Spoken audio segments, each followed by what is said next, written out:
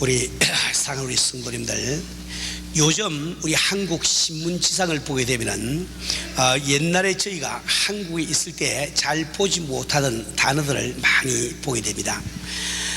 예를 들어서 옛날에 만들어낸다 이런 것 뜻으로 쓰던 말을 지금은 창출한다 이런 단어도 보게 되고, 저희들이 한국에 있을 때 보지 못하던 물갈이, 세대 교체를 물갈이라고 표현을 한다든지, 혹은 또 초읽기 이런 말도 아마 저희가 한국에 있을 때는 잘 듣지 못하던 그런 말이었습니다. 신문지상에서 이렇게 새롭게 새삼스럽게 발견되는 이런 단어 가운데 참 재미있는 그 말이 모양새라는 이 말이 아주 재미있는 말로 들립니다. 어떤 정당에서 어떤 일을 할 때 모양새가 좋지 않아서 그 일을 하지 않았다든지, 또 내각을 구성하는데 모양새를 위해서 누구누구를 입각을 시켰다든지 이런 말들을 많이 보게 됩니다. 우리 세상을 살아가면서 우리 한 사람 한 사람이 모양새가 있는 사람들이 되어야 되겠습니다. 이 세상을 살아가면서 보면은 모양새 없는 일들이 흔히 많이 생깁니다. 제가 지금 기억하기로, 제가 대학 다닐 때 제 친구 중에 한 사람이 그런 이야기를 했댔습니다.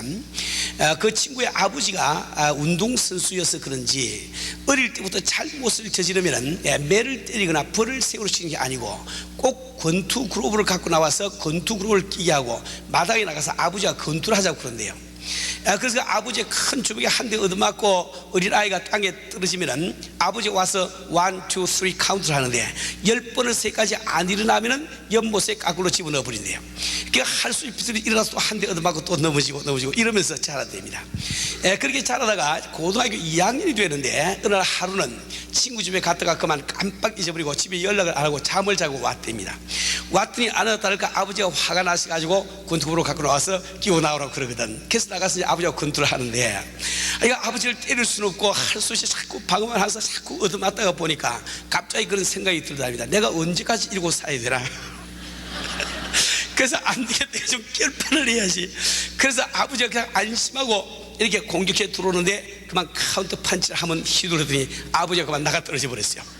그래서 아들이 가서 1, 2, 3 이렇게 하고 있으니까 할머니는 지금 팻말에서 발을 동동 구르면서 저놈이 아버지 죽인다고 이렇게 야단을 하고, 어머니는 부엌에서 나오시다가 그 모양을 보고 아들 데리고 권투하더니 애비 꼴 좋다 이렇게 지금 이야기를 하고 있고, 동네 사람들은 지금 담장넘에서 웃지도 못하고 수근수근 이야기들 하고 있고, 이런 그 관객이 벌어졌다는 이야기를 들었습니다. 정말 아버지가 아들 주먹에 참 나가 떨어져서 누워있는 것은 정말 모양새 없는 일 중에 한 가지라고 생각을 합니다. 우리 성도들, 우리가 세상을 살아가면서 내가 가진 수준답게 살지 못하면 아주 모양새 없는 일이 되고 맙니다. 우리 어른된 사람이 5살 난 아이처럼 이렇게 살면은 우리가 모양새가 없다 이렇게 이야기를 할 수가 있겠지요. 만약에 어떤 집사님이 맥주 마시는 것을 보시고 우리 장로님이 시험에 들어서 집사가 마시는데 나는 못 마실 거야? 이렇게 한 잔 마시려고 하면은 대단히 모양새 없는 일이 되고 말 거예요. 아마 목사님이 교인들 때문에 시험이 들었다 이런 그 말을 듣게 되면은 굉장히 목사로서 모양새 없는 그런 이야기가 되고 말 겁니다. 왜 그런가 할까? 이 모든 경우들은 자기가 가진 수준답게 살지를 못하기 때문에 일어나는 현상이죠. 우리 성도들, 우리는 성도는 하나님의 자녀들입니다. 우리 믿는 성도님들은 하나님의 자녀들입니다. 그렇기 때문에 우리가 이 하나님의 자녀로서 그 자녀다운 수준을 지키면서 우리가 살지 못하게 되면 퍽 모양새 없는 사람들이 되고 말 거예요. 사랑하는 우리 성도님들, 우리가 하나님의 자녀가 되었다는 것은 참으로 엄청난 이야기입니다. 언젠가도 한번 말씀드렸습니다만은 이 구약시대 기라성과 같이 많은 믿음의 선진들이 나오지만은 그 가운데 어떤 사람도 하나님의 자녀가 되는 권세를 받지 못했습니다. 오직 은혜 시대에 사는 우리만이 하나님의 자녀가 되는 권세를 받았다 이 말입니다. 만약에 지금 어떤 그 기업체가 있을 때 그 기업체를 운영하기 위해서 많은 사람들 필요로 합니다.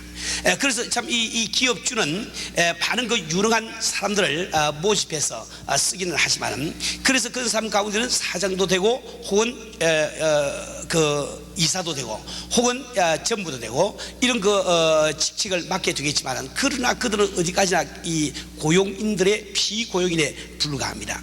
만약에 그 참 이 기업주에게 대학을 나오지 못한 아들이 있어 그 아들이 말단 사원으로 일을 하고 있다 할지라도 그 말단 사원인 이 아들은 다른 사장님이나 혹은 이사들과 전혀 다르다 말이에요. 왜 그러니까 아무리 세상 사람들이 볼 때에 그 사장님들이나 이사들이 엄청나게 보여도 그분들은 그 기업을 유업으로 받을 수는 없습니다. 그 회사를 유업으로 받지 못한다 말이에요.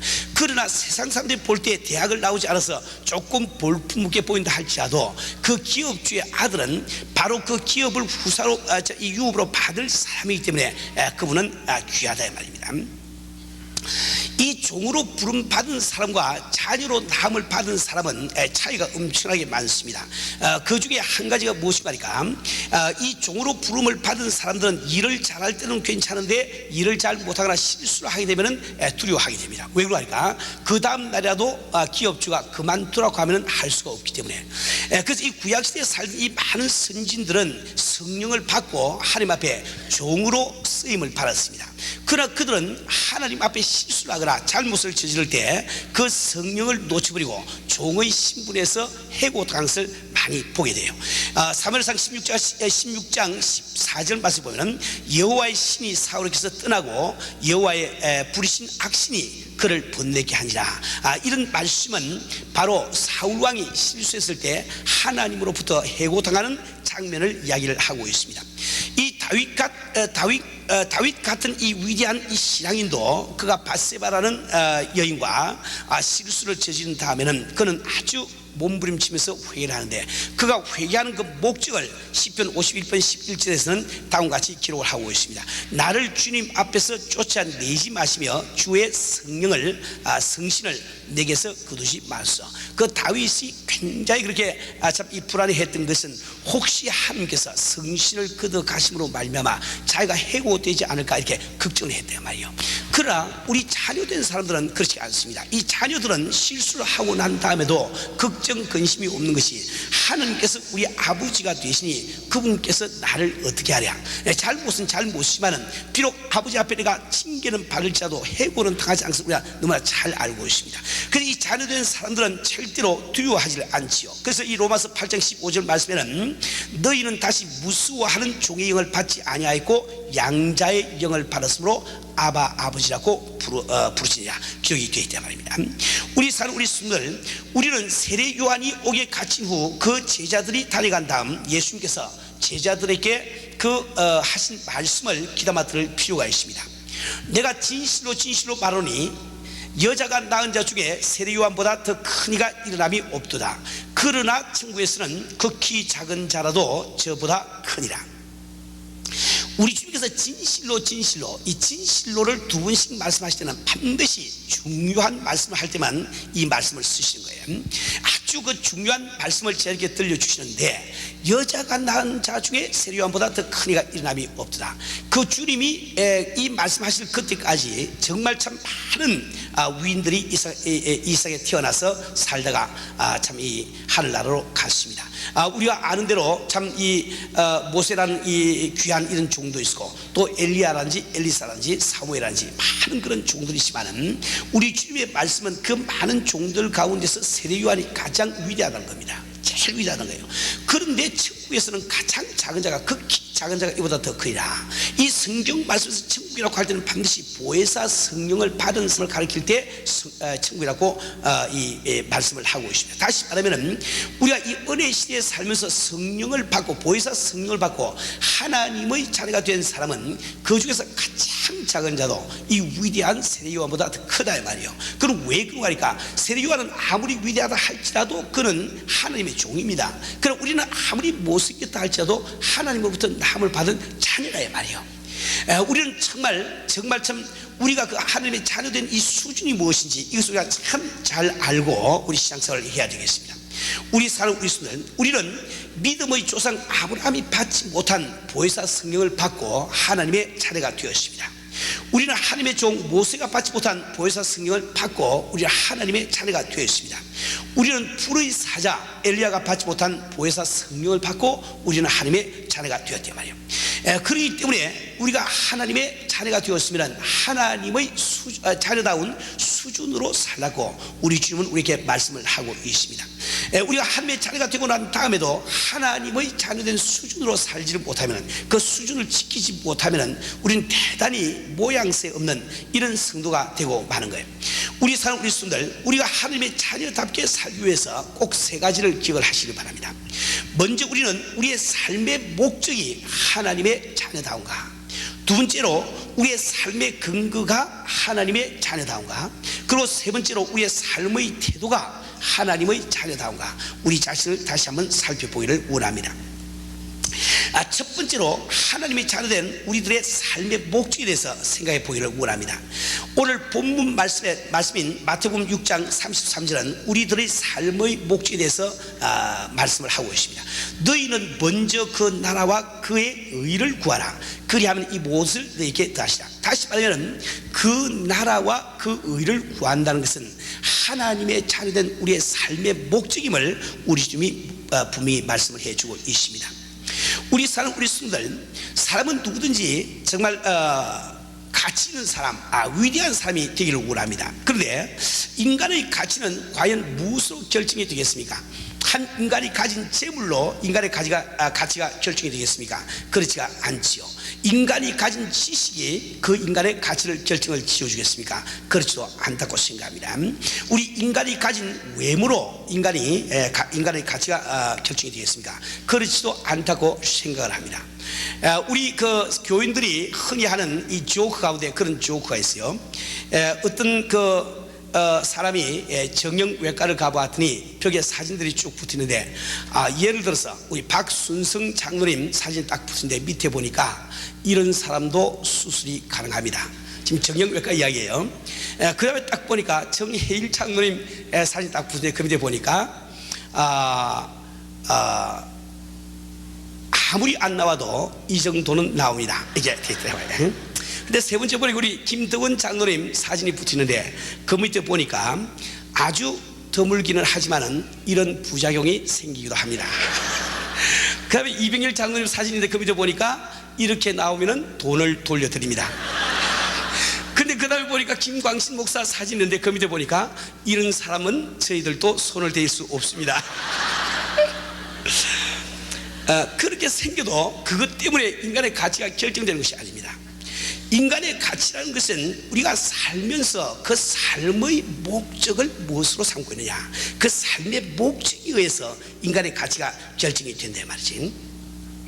이 세상에서 이 인생을 살아가면서, 이 귀한 인생을 살아가면서 그저 자기 육신 하나 돌보는 것, 이것을 전생의 목적으로 살고 있는 사람을 가장 멸시합니다. 왜? 그가 가진 목적이 가장 낮으니까. 그런데 어떤 사람이 자기 육신보다 한 걸음 더 나가서 자기 가족들의 행복을 위해서, 그들의 참 안녕을 위해서 희생하고 애쓰는 이런 삶을 보면 조금 더 존경을 하게 됩니다. 왜? 그의 목적이 조금 더 향상이 되었으니까. 근데 어떤 사람이 참 이 자기의 가족을 뛰어넘어서 자기 지역 사회라든지 혹은 국가 민족을 위해서 사는 것을 자기 목적으로 삼고 있으면 세상 사람들은 이런 사람을 대단히 존경합니다. 그의 목적이 대단히 높아졌으니까. 그런데 어떤 사람은 이 모든 인류를 위해서 참 희생 봉사하면서 사는 것을 목적으로 삼고 있어요. 이런 사람들을 우리는 굉장히 존경을 하게 돼요. 그의 이 목적이 이 세상 사람들 눈으로 볼 때는 가장 높아지기 때문에 그렇게 하는 것이죠. 왜 사람들은 그 생의 목적, 자기가 가진 그 생의 목적에 의해서 그 사람의 가치가 결정되는가, 그 이유를 잘 아셔야 됩니다. 우리가 어떤 목적을 가지고 있다는 것은 내 귀중한 일생을 주고 그 목적을 산다는 뜻과 똑같은 거예요. 이 똑같은 지금 돌이 하나가 있는데 그 돌을 가지고 어디를 갔더니 신발 하나 준다 말이에요. 그럼 그 돌의 가치는 신발 가치밖에 안 됩니다. 근데 이게 또 돌이 하나가 있는데 그 돌을 가지고 갔더니 양복 한 벌을 준다고 하면은 그 돌의 가치는 양복 한 벌의 가치가 되는 것을 우리가 안다 말입니다. 근데 어떤 돌을 가지고 갔더니 자동차 한 대를 준다고 하면은 그 돌의 가치가 자동차의 가치만큼 높다는 것을 우리가 압니다.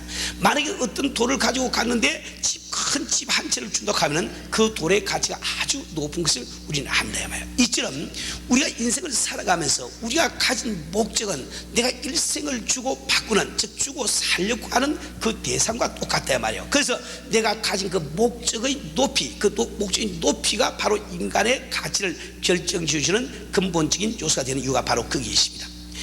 우리 성도님들, 우리 주님께서는 우리는 하나님의 자녀가 되었기 때문에 이 세상에 속해 있는 없으실 그런 데 목적을 두지 말고 바로 영원한 하늘나라, 즉 그 나라와 그 의를 목적으로 삼고 살기를 우리에게 권고를 하고 계신 거예요. 다시 우리의 삶을 그만큼 값진 것으로 만들게 하기를 원하는 겁니다. 우리 성도들, 오늘 우리 성도님들이 생활하시면서 가만히 보면은 우리 가운데는 아직도 그 나라와 그 의를 구하지 못하면서 사는 이런 성도들이 많이 계십니다. 그런데 그 가운데서 두 가지 종류가 있을 수가 있어요. 첫 번째 한 가지는 당장 내가 미국에 와서 당장 먹을 것이 없어, 페이먼트 할 것이 없어, 마실 것이 없어, 입을 것이 없어. 그래서 그 사람은 참 먹을 것과 마실 것과 입을 것, 이 수준을 뛰어넘지 못하고 그 나라와 그 일을 구하지 못한 채로 살아가는 경우가 많이 있습니다.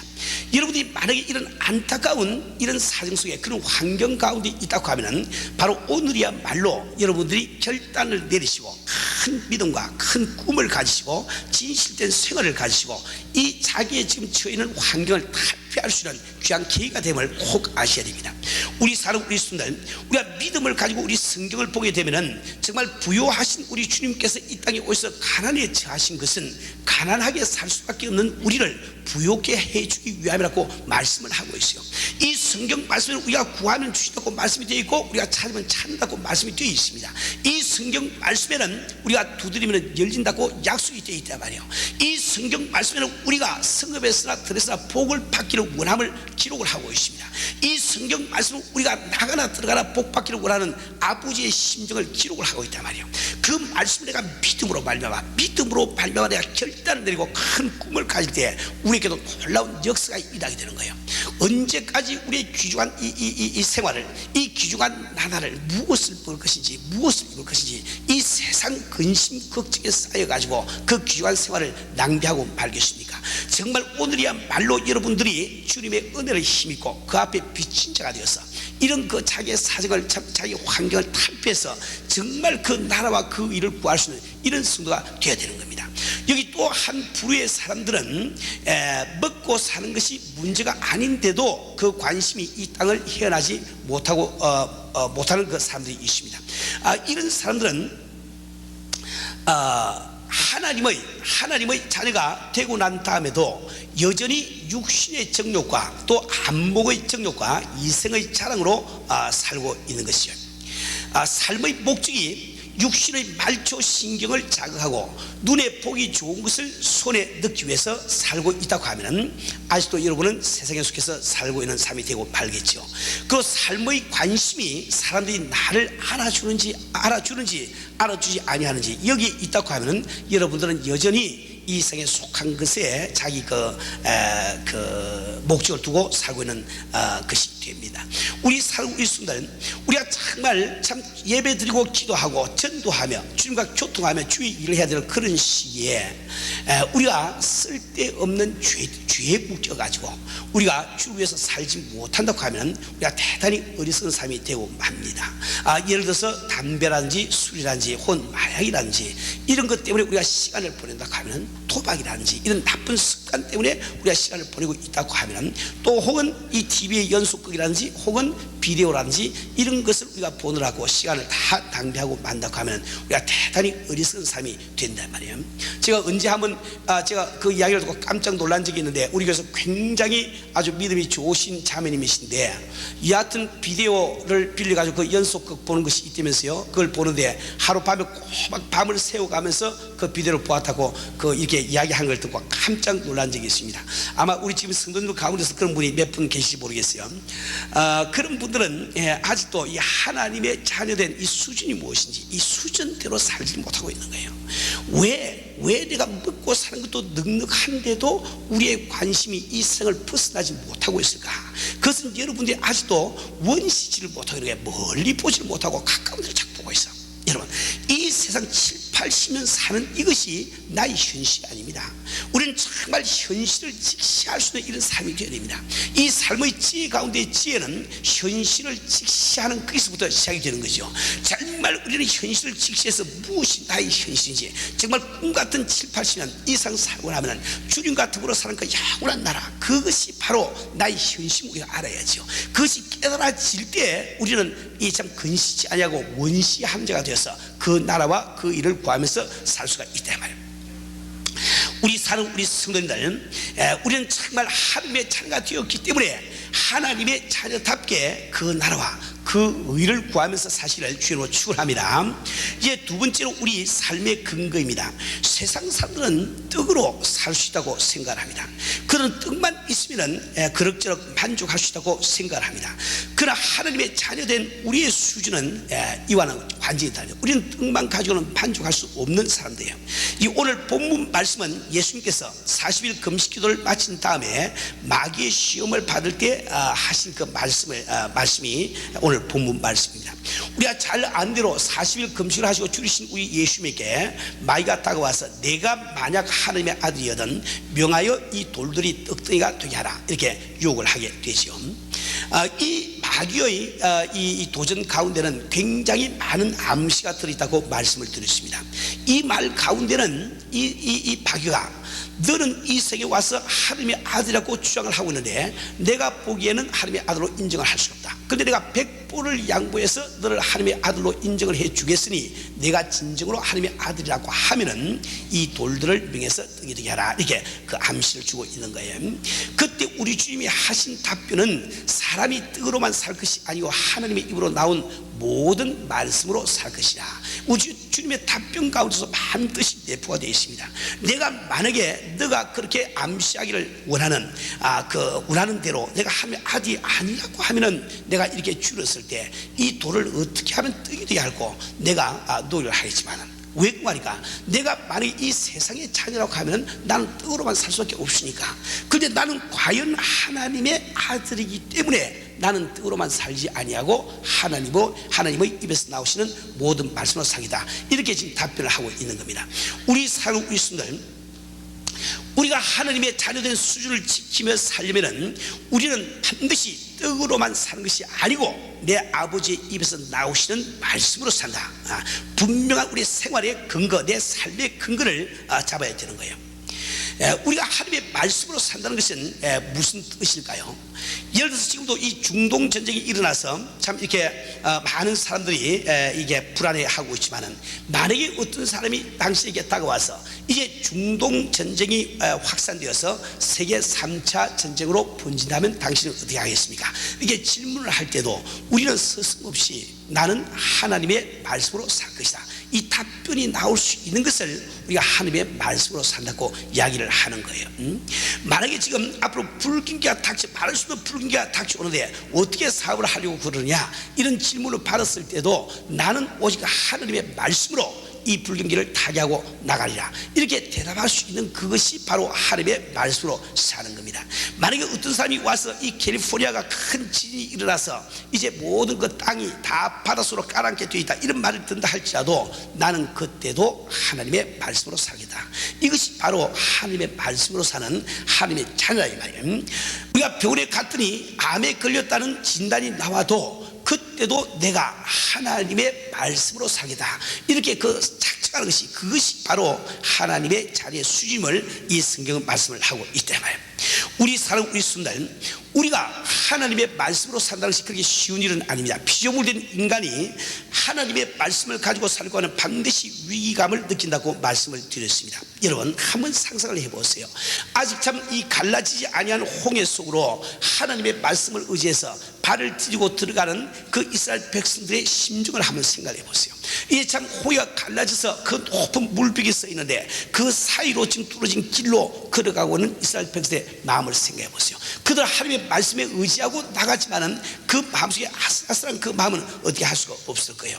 여러분, 도도히 흐르는 요단강에 참 언약궤를 짊어지고 하나님의 말씀에 의지해서 발을 찌어서 그 강수로 들어가오는 제사장들의 모습을 한번 그려보세요. 얼마나 마음이 아슬아슬하게 될 말입니다. 정말 이 불풀무 속에 들어가야만 되는 사드락, 메삭, 아벤느고를 한번 생각해 보세요. 얼마나 그 마음이 참 위기감으로 가득 차겠습니까? 하나님의 말씀에 의지해서 물 위에 발을 떼고 있는 베드로의 모습을 상상해 보세요. 얼마나 아슬아슬하겠습니까? 그러나 우리가 하나님의 말씀대로 살려고 할 때 위기감을 느낀다는 것은, 그것은 우리가 비족이기 때문에 갖는 어쩔 수 없는 하나의 그 결과이지, 절대로 하나님의 말씀에 하자가 있기 때문에 그렇지 않습니다. 하나님의 말씀을 끝까지 의지하고 산 그 성도들을 위해서 하나님께서 한 번도 실수하지 않았음을 우리는 성경을 통해서 잘 알고 있단 말이에요. 우리 사는 우리 순들, 우리는 정말 하나님의 말씀으로 사는 것이 사람을 밟는 것처럼 아슬아슬하게 느껴지기 때문에 우리는 사람들이 깔아놓은 아스팔트 위를 걸어가기를 좋아합니다. 그러나 사람들이 깔아놓은 아스팔트가 결코 안전한 것이 아님을 꼭 기억을 하시길 바라요. 이것은 대단히 중요한 말씀이기 때문에 다시 한번 여러분께 되풀이해서 설명을 드립니다. 여러분, 정말 이 홍해가 앞에 가로놓여 있던 이스라엘 백성들은 그들이 경험으로 바라볼 때는 그 홍해라는 것이, 갈라지지 않은 홍해는 사망에 불과합니다. 음부에 불과합니다. 죽음에 불과하단 말이에요. 그러나 하나님의 말씀에 의지하고 그들이 발을 띄었을 때 그 자기들 경험으로 볼 때 사망으로 보이던 홍해가 생로로 변한 것을 성경 이야기를 하고 있지 않습니까? 이제 뒤따라온 그 애국 백성들이 그 홍해 속에 갈라진 그 길로 들어갈 때 그들은 하나님의 말씀대로 들어간 것이 아니에요. 그들은 자기 눈으로 보니까 200만 명이 넘는 이스라엘 백성들이 한 사람도 빠지지 않고 물에 빠져 죽지 않고 다 건너갔으니까 자기 경험에 의해서 이건 틀림없이 안전길이라고 생각하고 그건 들어갔다. 그 자기 경험에 의해서 들어갔단 말이에요. 그랬더니 그 생로가 사망으로 변한 것을 우리는 잘 알고 있지 않습니까? 우리 사는 우리 순들, 우리는 정말 참 이렇게 우리가 이 세상 상식, 세상이 제공하는 어떤 방법, 이것이 우리에게 안전한 것이 아니고 오직 하나님의 말씀만이 유일한 그 안전임을 꼭 기억을 하시고 하나님의 말씀으로 사실 여러분 되시길 주님으로 부탁을 드립니다. 이제 세 번째로 삶의 태도입니다. 오늘 본문 말씀을 다시 읽어보면 예수께서 제자들을 불러다가 가라사대 이방인의 집권자들이 저희를 임의로 주관하고 그 대인들이 저희에게 권세를 부린 줄을 너희가 알거니와 너희 중에는 그렇지 아니하니 너희 중에 누구든지 크고자 하는 자는 너희를 섬기는 자가 되고 너희 중에 으뜸이 되고자 하는 자는 너희 종이 되어야 하리라. 인자가 온 것은 성경을 받으려 함이 아니라 도리어 섬기려 하고 자기 목숨을 많은 사람들의 대속물로 주려 함이니라. 우리 사는 우리 순들, 세상 사람들도 높아지려고 애를 씁니다. 우리 믿는 성도들도 높아지려고 애를 써야 된단 말이에요. 다시 우리 교회 생활을 할 때 내가 빨리 집사가 되고 또 정말 주 앞에 기도하고 내가 장로가 되고 높아지려고 하는 그 의욕이 있어야 됩니다. 그것은 절대로 교만이 아닙니다. 나는 교회를 다니고 난 장로는 안 해. 그 사람이 교만한 사람이지, 장로가 되겠다고 그 열의를, 그 열망을 가능해서 절대로 교만한 것이 아주 좋은 겸손한 태도란 말이에요. 내가 이왕에 교회에 와서 지금 교회 생활을 하니 내가 하루도 빨리 기도해서 나도 정말 은혜를 받고 내 구역장이 돼야 되겠다. 내가 지금 구역장을 하고 있으니 어떻든지 나는 하루 빨리 참 구역을 더 분산시켜서 내가 조장이 되어야 되겠다. 내가 조장이 되어 있으니 어차피 조장이 되어 있으니 내가 한번 교구장을 해야 되겠다. 대교구장이 되어야 되겠다. 이러한 그 뜻을 가는 것은 결코 나쁜 것이 아닙니다. 그건 신앙적으로 대단히 좋은 야심이란 말이에요. 그런데 단지 그게 높아지려고 하는 동기가 있다는 거예요. 세상 사람들이 높아지려고 하는 것은 사람들을 주관하고 그들에게 자기의 권세를 부리기 위해서, 자기 마음대로 주관하기 위해서 그런 높아지기를 원하지만, 하나님의 자녀된 수준은 우리가 높아지기를 원하는 것은 더 많은 사람들을 섬기기 위해서 우리는 높아지기를 원한다는 거예요. 그러니까 우리가 정말 이 교회 생활을 하면서 내가 이 전도사의 직분을 받고 혹은 목사의 안수를 받고 혹은 내가 구역장으로 혹은 교구장으로 혹은 장로로서 내가 안수를 받은 다음에 사람들이 나를 알아주지 않는다고 내가 마음에 불쾌한 마음이 생기면은 여러분은 하나님의 이 자리된 수준을 지키지 못하고 산다 말이에요. 우리는 원래가 이 교회에서 높은 지위에 올라간다는 것은 이 하나님의 자리에 된 이 수준에서는 남을 섬기기 위해서 올라갑니다. 남에게 종이 되기 위해서 올라간다 말이에요. 그래서 우리는 참 이렇게 높은 자리에 올라가면 올라갈수록 이 권위를 쓰기를 좋아하지 아니하는 이런 것이 이 하나님의 자녀의 그 생활력을 우리는 반드시 알아야 됩니다. 우리 사랑 우리 순들, 우리는 왜 낮아질 수밖에 없는가? 그 이유를 잘 아셔야 돼요.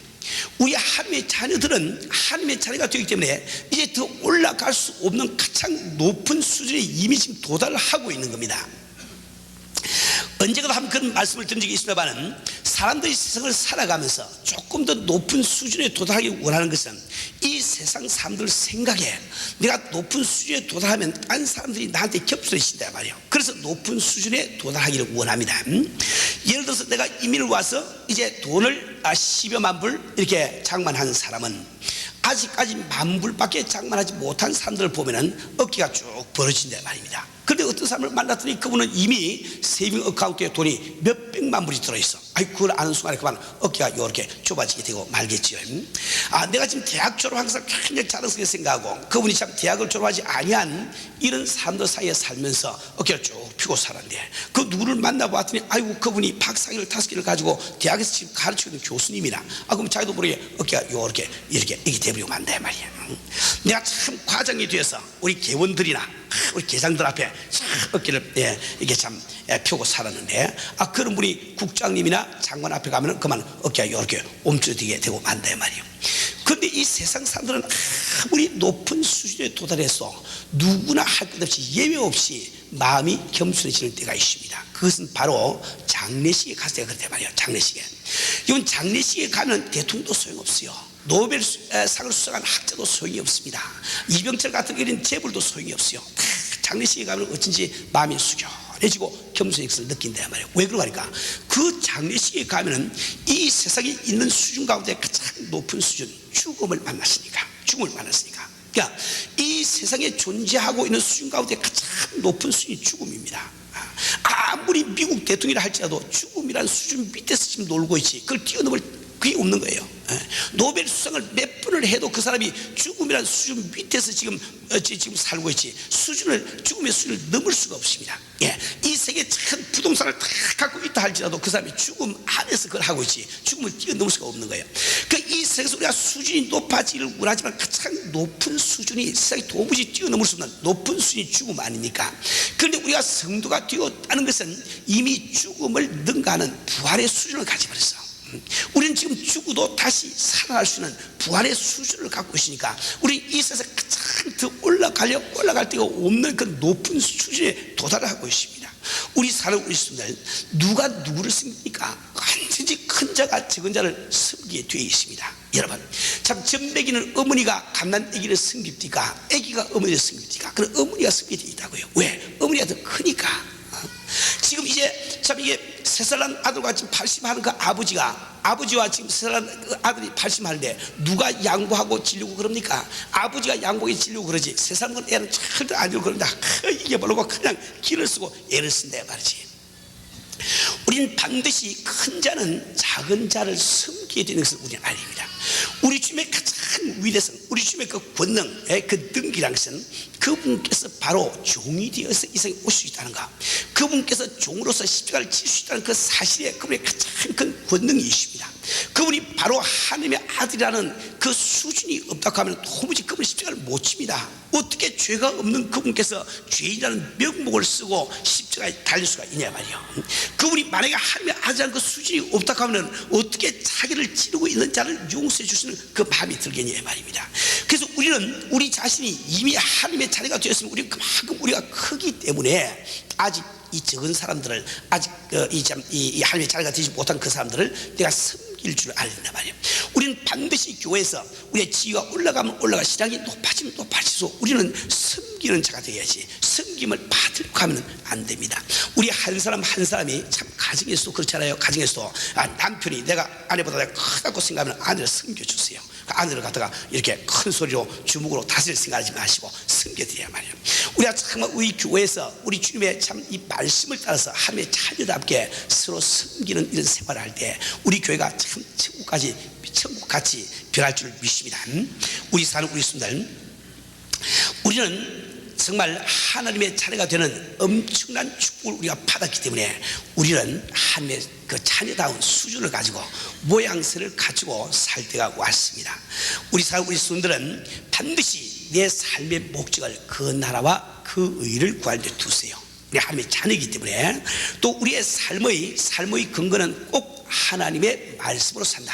그래서 꼭 결단을 내시길 바랍니다. 그 우리 삶의 태도는 남을 섬기는 이런 태도로 바뀌기를